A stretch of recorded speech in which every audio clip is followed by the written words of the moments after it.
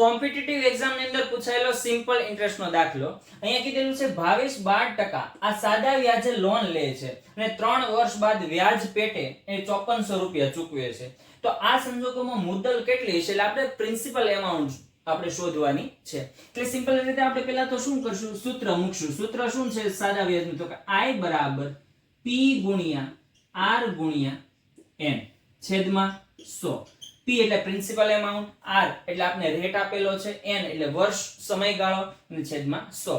હવે આપણે જે વસ્તુ આપેલી છે એ આપણે મૂકી દેવાનું. આપણે સિમ્પલ ઇન્ટરેસ્ટ I સાદું વ્યાજ આપી દીધું. કેટલું આપેલું છે? તો કે 5400 રૂપિયા બરાબર. P એટલે પ્રિન્સિપલ એમાઉન્ટ આપણે શોધવાની છે, મુદ્દલ આપણે શોધવાની છે બરાબર. ટકા કેટલા એ? તો કે 12% એ ગુણ્યા N કેટલા વર્ષ માટે? તો કે 3 વર્ષ માટે. અહીંયા સમય પણ તમને આપી દીધેલો છે. છેદમાં કેટલા આવશે? 100.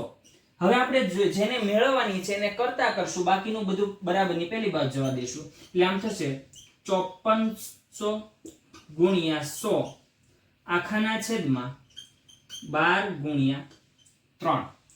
18 તેરી ને 54 બરાબર. 6 તેરી 18 અને 6 દુ 12. 300 ભાગ્યા 2 કરો એટલે 150 આવે. 150 ગુણ્યા 100 કરો એટલે 15000 આવે. એનો મતલબ શું થયો કે 15000 નું 12% લેખે 3 વર્ષનું વ્યાજ કેટલું થાય? તો કે 5400 રૂપિયા